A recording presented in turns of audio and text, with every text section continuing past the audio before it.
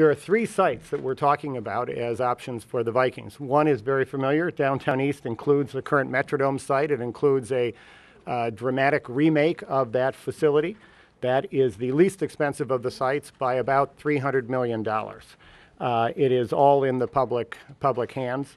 The two others are on the other side of downtown. One is including the current Minneapolis Farmers Market, and the other is something we call Linden Avenue. We've called that the Excel site. We've called it the Basilica site. We think it makes sense to call it by the street that it's in, and the other is actually Linden Avenue. It's the site that comes right as you're entering the city from 394.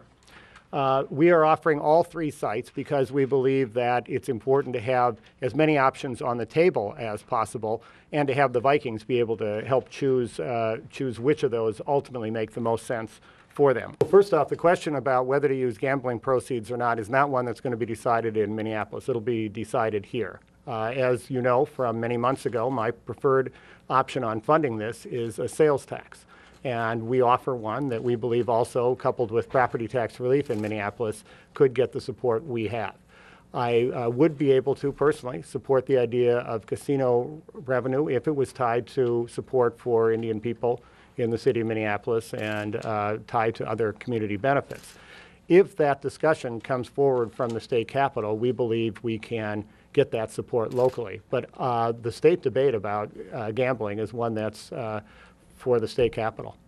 One of the things I've liked about this debate is that it really has had very little of the historic blackmail that I think people rightfully run from. I don't believe the Vikings are leaving the state, and I frankly have not heard the Vikings really raise that specter much. I heard the NFL people say that once, but other than that, I've heard almost no discussion about leaving the state, and that's how it should be.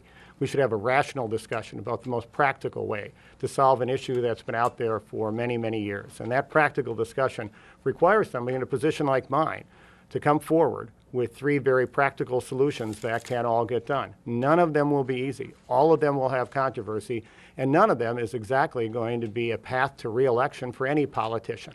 But I do believe it's important for leaders of this state to stand up, as the governor has done, to his great credit, and as I'm doing, and as the leaders of Ramsey County, to their great credit, have done too, and stick their necks out and say, yes, the Vikings are an important amenity in the state.